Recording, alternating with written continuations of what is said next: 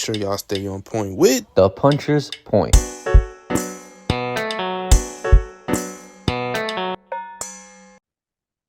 Criminal robbery. That's what everybody is shouting. Now, we just made the Jake Paul versus Mike Tyson episode, and if y'all haven't gone check that out, please do, okay? Because we are finally done with that drama after a couple content pieces that are going to be posted. We are finally done with that pathetic fight. And now we're going to get to a controversial fight, a very, very controversial fight. In the rematch, Katie Taylor pulls it off, and I say that in quotation marks, pulls it off again with a unanimous decision victory over Amanda Serrano, and a unanimous decision victory that had her winning 95-94 on all three judges' scorecards. Despite Amanda Serrano basically landing double the amount of punches that Katie Taylor did, despite the 1 point taken away for the headbutt, Katie Taylor still came out with the victory, and a lot of people are shouting robbery. Now, what does the Puncher's Point think about this? Stay in tune to get your answer. But overall, you already know how it goes. We're gonna give our grades on this fight, and we're gonna start off with strategy. All right. Now, when we were talking about this fight, there were some keys that we had for both fighters. Now we knew both of these fighters are as world class as you can get. And we said this. We said that this was going to be the main event of the it was going to be the main event of the evening. It wasn't going to be Mike Tyson and Jake Paul. And I'm not going to lie to you, despite the headbutt, despite the controversy, this was a good fight. This was a good fight. What we were wrong about was, unfortunately, Mario Barrios and Abel Ramos, in my opinion, was the fight of the night. Those two laid it all on the line. I got to give them nothing but respect. But this fight right here made Jake Paul and Mike Tyson look terrible. And even though it was terrible, it made it even look more worse than what it was. And I just saw it on Instagram. 50 million viewers worldwide got to watch Amanda Serrano versus Katie Taylor. So regardless of what happened at night, huge, huge for women's boxing. So shout out to those two women. But overall, let's get straight into the strategy. With Amanda Serrano, I said that what she needed to do was target the body and be the aggressor. I believe in this fight, she was that. Clearly. I mean, the stats prove it. You know what I'm saying? She doubled the amount of punches landed that Katie Taylor had. And she took over the early rounds. In my opinion, I had it 4 rounds to 1, Amanda Serrano in those first 5 rounds. So what changed? Well, I do believe that she did let her foot off the gas in those later rounds. That's personally my opinion. Y'all can disagree all you like. Regardless, I think she kind of let her foot off the gas a little bit in those later rounds. And I think Katie Taylor got that second steam and that second gear and kind of started picking up a couple of those later rounds. So now we got to get to basically everything that happened. The headbutt clearly happens. All right. And at first, I'm not going to lie. When I first saw the headbutt, I was like, that looks accidental. And then I saw Katie Taylor constantly leaning her head forward, and I was like, that's just dirty. Look, I like Katie Taylor. I really do, but that was just dirty. I mean, I'm going to be honest. That was some Evander Holyfield type stuff. And she's lucky that Amanda Serrano ain't Mike Tyson back crazy and didn't bite her ear off. She's lucky. But overall, after that headbutt split the eye of Amanda Serrano, Katie Taylor saw red and she had kept on attacking that eye. Now, with Katie Taylor, I said that she needed to kind of stay in the middle. And there were times where she was in the middle and she had success in the middle. However, I feel like Amanda Serrano was such the aggressor that she kept pushing her up against those ropes. And I want to go to the very beginning in round 1 when the round was about to end. And Amanda Serrano landed a beautiful left hook, a beautiful overhand left, I should say. And she kept landing that left. That left had a lot of success in this fight against Katie Taylor. And I mean, shout out to Amanda Serrano for that. Now, what did Katie Taylor do well? I do believe that in the moments where she was in the middle, she did a very good job of landing 2, 3 punch combinations and slipping out. The problem with Katie Taylor was whenever it got towards when there were times wherever it got towards the later parts, and I do believe she won the later rounds, but my problem was this. I think she took unnecessary damage. If you remember going back to the first 4 rounds, Katie Taylor didn't have any damage on her. What happens? She starts getting a little greedy and it starts turning into the first fight all over again. The first fight was entertaining, but as far as the strategy standpoint, it wasn't anything, it wasn't smart. They started going blow for blow. I'm sorry, when it comes punch for punch, if they're just going to keep on punching and one falls, I think Amanda Serrano wins that fight 10 out of 10 times. And so I feel like with Katie Taylor, that was her mistake. I feel like she got a little bit greedy. Now, as far as the whole decision, me personally, I had a 95-94 as well. but I had it for Amanda Serrano. And either way you looked at it, I know a lot of people are going to think that's kind of close, but you got to also remember, even though the stats show that Amanda Serrano doubled her punches, you got to also think it's not about sometimes how many punches you land, it's about the effectiveness of the punches. And I feel like as the later rounds went on, I feel like Katie Taylor kind of started picking up steams. And I mean, you can look at those rounds, and I mean, in my opinion, there's a lot. I feel like almost every single round, besides maybe the first and maybe a couple rounds in the middle, I feel like there were a lot of rounds that could have been swing rounds. But overall, I had a 95-94 Amanda Serrano. And I feel like either way you put it, I feel like Amanda Serrano won this fight and they robbed her. And I was completely shocked when she got robbed because when they announced the unanimous decision, I was like, oh, this got to go to Amanda Serrano. I mean, she was ahead early on the scorecards, then the headbutt happened. I was like, this has to go to Amanda Serrano. So when I found out all three judges gave it to Katie Taylor, I started scratching my head a little bit, and I was like, well, how can that be? And I was trying to figure it out why. And I mean, they could probably say she took the later rounds, Katie Taylor, and she ended up taking the 12th, and that's what gave it to her. But I'm not gonna lie to you, dude. I just couldn't really I think they got this one wrong. They definitely got this one wrong. And I mean, it's a criminal robbery. And the thing that makes it so criminal is that headbutt. That's the thing that makes it so criminal. But as far as the strategy and the grade, I got to give it, honestly, I'm gonna give it an 8. I'm gonna give it an 8. I think both of them had a decent strategy. I think that Amanda Serrano did a very good job of going to the body and basically being the pressure fighter. I think she did a very good job of backing up Katie Taylor. I think Taylor had moments where she did a very good job of using her jab and using her movement to kind of make Amanda Serrano miss. So overall, I got to give it an 8. I just wish that Katie Taylor kept it in the middle some more and she stayed more smart with her strategy. And as far as Amanda Serrano, what I wish she did a lot better, I wish that she did a better job of cutting that ring off. Because there were times where I feel like she had her, like she cut the ring off and she kind of had her where she wanted to be. And Katie Taylor would clinch and kind of just reverse the angles on her. So I feel like there was very little things that they both could have like did better with. And especially with Katie Taylor, that headbutt, you could have definitely did a lot better with that. But overall, strategy wise and grade, I got to give it an 8. I agree with Mario. I'm gonna give it an 8. So I'm going to explain to you about the fight, and then I'm going to let y'all know whether or not I feel that this was a robbery or not. So, soon as the fight begun, Amanda Serrano got straight to work. And first of all, can I just go ahead and say, whoever customized Amanda Serrano fit did a wonderful job. I think that's probably one of the best outfits she had. That one and the first fight that she had with Katie Taylor, I like that outfit too, but this one was real hard. And then she had the little Jordans that added to it, so that was pretty tight. Off topic. But here's the thing. Serrano got straight to work, and that's what I knew that she had to do. And it's sad because it's almost like dang if she do, dang if she don't. It's almost like what can Serrano do to get a win? It's like and you ask yourself, she dog on your knees to get a knockout, which necessarily could have happened in the first round. Yeah, like as Mario said at the end of the bell, she got Katie Taylor got hit with a clean flush shot. Honestly, I thought he was gonna wave it off because at that time and point, it looked like Katie Taylor was out of there. And Serrano had been teeing off on her and putting the pressure on her and backing up. And I believe it was I know it was either me or Mario, but we had said that for Katie Taylor, you put the pressure on her, you do make her uncomfortable. And Amanda Serrano did exactly just that. But the bell saved Katie Taylor right then and there. So how I saw the fight, I thought Amanda Serrano controlled the early rounds. Now I will be honest. I will be honest.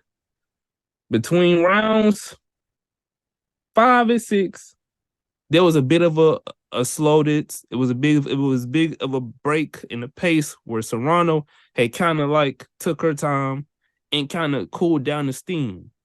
So I kind of edged round 5 just a little bit towards Serrano, not too much, but I did give round 6 to Katie Taylor. I thought round 6, Katie Taylor did apply some pressure. I did think that she was starting to get the rhythm up to how Serrano was going to approach her the right. And I thought that at that time and point, Katie Taylor was worrying about trying to get out those ropes, which she did an okay job at doing it. I mean, at times, she kind of used her footwork to keep herself from being braced up against those ropes and taking too much damage from Serrano. But here's the thing, though. That's where the headbutt comes into play. I texted Mario right when the headbutt happened. I said, no, no, no, no, no, not a headbutt. I texted Mario right when the headbutt happened.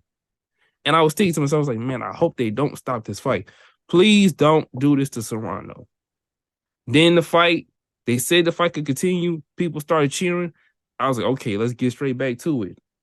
They get back into it. Serrano trying to pressure her again. But this is where things take a turn. Now Serrano is trying to push the pace against Katie Taylor, but this time Katie Taylor, she's clinching. She's clinching. Anytime Serrano's trying to get in the inside, she's clinching. She tries to push up on the ropes. She's clinching. But guess what? Not only she's clinching, she's headbutting and she's headbutting. And I'm seeing this and I'm like, dang, ain't that about the second or the third headbutt? Now, some people was trying to play it off as, oh, she just uses her head when she fights. First of all, who uses their head to fight in a boxing match? This is called boxing, not headbutt each other to the death. Okay?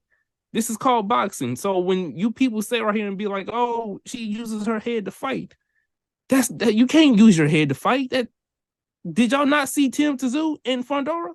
You don't use your head to fight. So I'm seeing this and I'm like, this is not right. So they deduct the point. And then after that, maybe you had another swing round after that. But I did think that at that time and point, once it got later on to the, I will say this. When it came to the championship round, I did give Katie Taylor round 9. I thought at that time and point, Serrano had completely slowed down. But at that time and point, I feel like she did enough to win. And I think that in round 10, obviously Serrano closed it out at the final round. And I'm thinking, okay, that's it. Maybe they're going to do the right thing this time. And they did. To keep it short and brief, I believe they blatantly robbed Serrano in her face, purely ugly. And I don't want to keep dragging things on. I'm gonna keep it short and simple. But I'm going to ask Mario, and I hate to try to include this question on top of the other topics, and you can answer this later on down the episode. Do you think this now adds validity to what Jake Paul was saying about Eddie Hearn and the scorecard situation? That's a great question. I'm gonna say no. And the only reason why I'm gonna say no is because the judge that he has accused Eddie Hearn of paying off was not a judge in this fight. What I think it was, and honestly, I can't understand why. If I was gonna rig that fight, I would have rigged it towards Serrano anyway.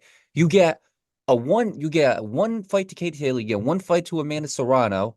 Again, I would never rig a fight, but if I were to, why wouldn't you give it to Amanda Serrano? Then you could do this trilogy, and it means more. Now we're gonna get a trilogy, and it basically means nothing because it's 2-0 Katie Taylor. It doesn't mean anything. So why wouldn't you want to make it 1-1 and then have a trilogy as a main event somewhere? And you could have did it in Puerto Rico, Ireland, overseas. You could have it anywhere. Why would you give Katie Taylor 2 wins? And I got to thinking, and here's my only explanation I could think of. Amanda Serrano has a record-breaking 7-division champion. Okay? She's a legend. So is Katie Taylor. But here's the difference. Amanda Serrano has already lost twice.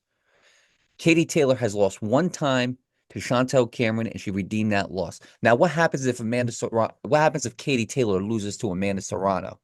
What's the narrative next time? Oh, well, Katie Taylor, she got 2 women got the best of her. They don't want to do that. I believe that Katie Taylor is a great fighter, 1000%. I believe what they were trying to do here, if you ask me, I believe they were trying to build the legend of Katie Taylor. She beat Amanda Serrano twice. The one loss that she had, she redeemed it. I think that's what they were trying to do. Oh, you think they was basically trying to protect their cash cow and was like, you know what, we don't want our cash cow to take another loss, so we just gonna basically that's what you get. Be very well true because boxing is that cruel and dirty, but it's like even when you think of it from that kind of standpoint, it's still nasty work. Oh yeah, 1000%. I believe they came in trying to judge the fight the way they were supposed to judge it. However, I believe that they were coming into this fight and saying, look, if Amanda doesn't dominate these rounds, we're not giving it to her. I believe that they were looking at Katie as a Canelo, as possibly like a Gervonta Davis or something like that. I believe they were looking at her as, if you don't dominate this round, we're not giving it to you. If it's a swing round, we're giving it to Katie Taylor. And I believe that's what their mentality was going into this fight. But overall, I'd love to talk about that some more. But we got three of the grades to give. Excitement. I'm gonna be honest, 9. I think this was a very, very exciting fight. I mean, it had all the drama, it had, it had the rivalry, it had the action. I mean, both women got to work. You know what I'm saying? And I told everybody. I told my dad. I told everybody who would watch, and I told friends, coworkers, everything. I said, y'all gotta tune in to Amanda Serrano versus Katie Taylor. Trust me when I tell you that is the fight you need to watch. And I saw people tuning into that fight, and the one thing that they kept taking away from it was that cut is disgusting. But you cannot look at that fight and say it was not entertaining, regardless of what happened, regardless of how bad the decision was. You cannot look at that fight when those two fought and say that was not entertaining. I got to give it a 9. The only thing that doesn't make it a 10 is the way it ended, and that's the way I got to give it. If it ended the right way, I would have gave it a 10. But because it didn't end that way, I got to give it a 9. So I'm gonna give it a 9 for that reason alone, and the other reason too, because I believe Amanda Serrano won. So like decisively. So a lot of people felt like she won decisively. And if you feel like somebody won decisively, it's not as exciting as a split, as a 50-50 fight. So I'm gonna give it a 9. I can say a 9, and that's why, it's important that we watch these fights and we go down and down and we look at everything. We look at the impacts of who's the aggressor. Are they engaging? Is it just a hit and I get hit? Is it you wait for me to hit and I counter? That's why it's the importance of these kind of fights. And this is why they always say the best need to fight the best. Now, I'm with Mario 100%.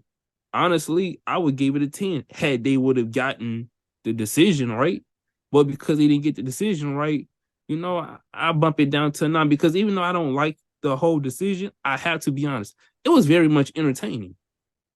I mean, literally, do y'all not realize, had that bell not rung, Amanda Serrano could have possibly stopped Katie Taylor in the very first round. That's, first of all, that's like half the chart right there already.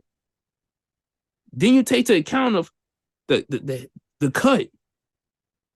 And then you see Serrano, she's in the pocket and she's trying to out brawl, and she's trying to fight in the pocket with Katie Taylor while also having this cut too, which that took the rest of the chart. The one last piece that they could have did to get that 10 was just get the decision right. And they didn't do that. So because they didn't do that, we got to deduct a 1 point. Kind of like how they did. We're going to deduct 1 point from you, and we're going to give you a 9. But the fight was very much entertaining. I'm not going to lie to y'all. And I will say, I did enjoy this fight. I enjoyed this fight as much as I enjoyed the Barrios and the Ramos fight. So those were probably the two most entertaining fights. But this definitely put on for women's boxing, though. People are going to say, well, what does the outcome have to do with excitement? It's because with the outcome, if you got the person right, the reason why that has to do with excitement is because with the outcome, that adds on to the excitement as well. If you were to get the outcome right, and that adds to the excitement because we're over here all excited about Amanda Serrano finally tying it up. And what do? Give it to the other person. Now all of a sudden the excitement dials down because now we're like, well, what just happened here? Now we got a 2-0 Katie Taylor. It's not right. So yeah, I'm gonna give it. That's the reason why it gets a 9. Now let's go to stakes. It's a 10, man. It's a 10. I'm being honest. Here was the stakes. Undisputed Super Lightweight Championship. 2 of the best women boxers of all time, ranked number 2 and number 4 on the pound-for-pound list. Both of them are women trailblazers. They were the co-main event to Mike Tyson versus Jake Paul. They had to show up and show out at a stadium. And on top of that, they had to live up to the hype that the first one got. And they nearly did that. I think the first fight was better, but this fight was not that far behind. Yeah, 10. I'm going to be honest. They lived up to everything. The stakes were high and they delivered. So I got to give that a 10, and I'm going to keep it at a buck. I'm going to keep it as short and simple. They lived up to all the stakes were high. They lived up to it. 10. Give it a 10 also. Belts on the line, the whole story, the history. Now, I would have bumped it up like, I would have had a more dedicated 10 had this went towards Serrano, and we'll be looking at a trilogy, because it's like, okay, the stakes is Serrano won. Now we guess what? We build towards this. But Like I said, it didn't go that way. So look, from everything as far as the promotion, the build up, the whole Eddie Hearn versus Jake Paul, MVP versus the zone, just from all of that alone, and I I'm not gonna lie to y'all, it was a 10. So the stakes is very high, of course, with the belts on the line. And not only this too, but this just continues to further and add on to the legacy that women's boxing is steady trying to put on. 1000%. And that leads on to the impact of it. Impact, I gotta give this is where it drops it, Dennis. This is where because here's the thing. If Amanda Serrano won, this impact 10. But because she didn't win, now here's where it's kind of in competition with Tyson Fury versus Alexander Usyk. I got to give it a 7.5. The reason why I don't give it a 7 is because let's be real, it was on a grand stage and it did a lot for women's boxing to see these two. I mean, let's be honest, Breezy. 50 million viewers saw that fight. 60 million saw Jake Paul and Tyson and Mike Tyson. 50 million saw them. So it wasn't that far behind for a co-main event. And on top of that, when you really look at it, nobody's ever going to forget the names Katie Taylor and Amanda Serrano. Nobody's going to forget them. If you watched it tonight, you will not forget those names. Now, the reason why I was thinking maybe an 8, but the reason why I can't give it an 8 is because Katie Taylor now has a 2-0 advantage over Amanda Serrano. So there's no more. So how does that impact the women's division? I mean, she's probably going to be number 1 pound for pound, which is good. But overall, what's this mean now? Whenever you fight Katie Taylor, you got to watch out for like headbutts and watch out, and you got to end her, or else you're going to get a loss. Like the impact right there. Now, all of a sudden, people are going to be other fighters. I feel like are going to be wary about fighting Katie Taylor because they're probably going to be concerned about what the judges might do. So it's not a decisive 8 and it's not a decisive 7. So I have to go 7.5. 5. I'm going to explain. I'm going relax, relax, relax, relax. And y'all going to understand why I said 5. Because like Mario said, you had over 20 million people watching that fight. That's a lot of people. And but here's the thing though, like I said, outside of this podcast, I was speaking with people at my job, outside of my job, outside of this podcast, outside of the four homes, outside of the four-wall home that I stay in. I was speaking with people about this card. But here's the thing. On the good side of it, guess what? You got some more people that want to tune into another Amanda Serrano fight or a Katie Taylor fight or a Mario Barrios fight or a Ramos fight. The downside of it was like, hey, I'm seeing people that's like, the one time I want to go back to watching boxing, and the thing about it is, I'm gonna be honest with y'all, a lot of these people don't even know Amanda Serrano's name. They call her the beautiful girl. I was at work and he was like, man, that one pretty chick, man, the one that got the cut on her face, they did her back. Yes. So you have people who was like, okay, I'm looking to get back into boxing, but because of that robbery happened, it's like you have some people that want to tune in, but you also pushed away some people too, because all that did was just remind them was how dirty boxing really is.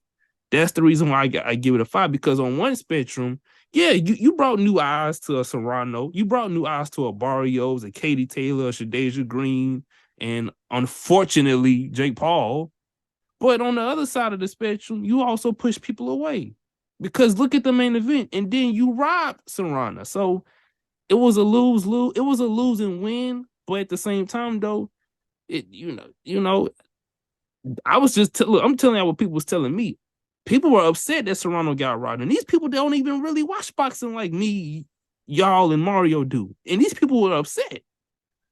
You said it. Yeah, no, you were right. That makes sense. I'm gonna keep my grade for sure, but that makes complete sense because here's the thing. This is the big boxing card, and it's big. Don't get me wrong. It's huge. Like Mike Tyson versus Jake Paul. It's huge, but it sucks. So people are gonna come here and gonna be like, all right, we haven't seen boxing in years. This is the introduction to it. What do we get? A trash main event and a robbery. Even my dad, he goes, "Yep." I said, "Did you watch the woman?" He goes, "Yep, she got robbed again." He doesn't even watch boxing. Yep, she got robbed again. It doesn't take. It doesn't take. You know what I'm saying? Like it doesn't take Stevie Wonder to figure that out. Yeah, she got robbed again. So yeah, because boxing on the grandest stages keeps on doing this type of stuff, now all of a sudden you're taking viewers and now they're going, we said in the last episode, they're going straight to UFC. John Jones is fighting tonight. You don't think he's going to bring more viewers over there? Come on, like that was a bad night for boxing overall, but I understand why you gave it a 5.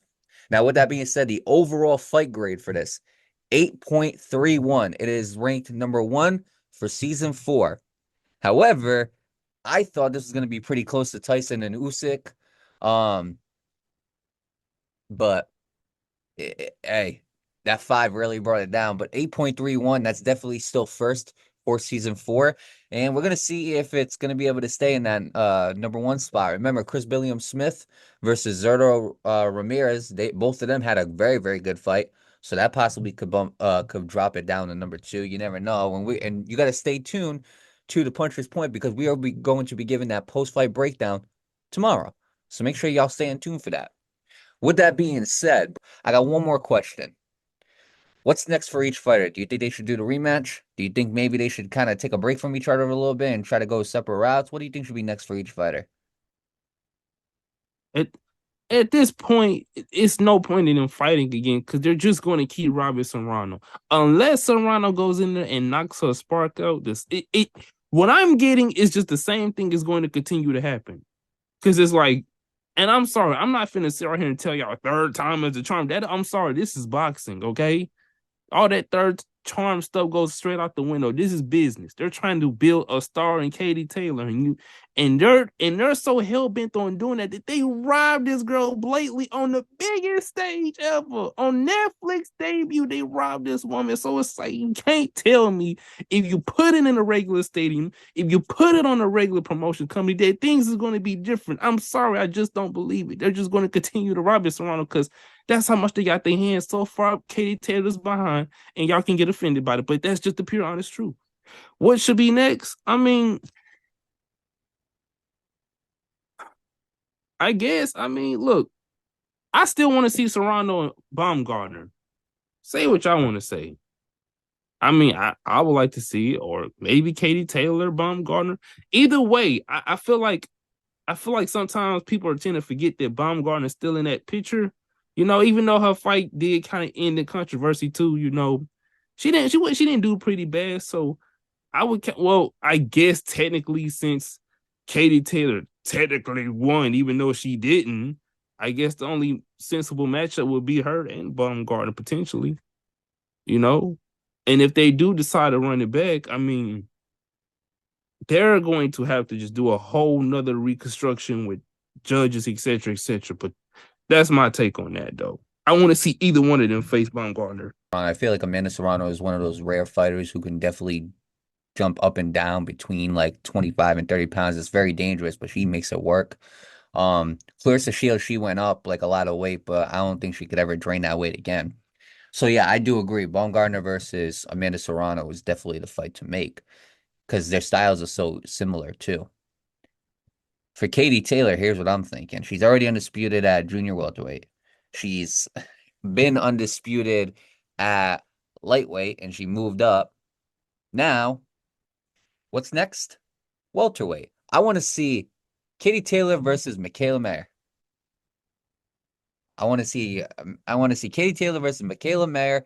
Katie Taylor versus the winner of Natasha Jonas versus Ivana Habazin because they're going to be fighting for a unification bout, and I feel like that's definitely a necessary fight. So we're definitely going to touch up and, you know, break down them as well. But I would like to see Katie Taylor versus Michaela Mayer, or maybe Lauren Price as well. You never know, but I like Michaela Mayer versus Katie Taylor. I think that's going to sell very, very well. Without further ado, y'all know what the deal is. Unlike the judges at the fight yesterday, we're not going to rob you of anything, and we damn sure not going to rob you of any content because you know the Puncher's Point is live every week.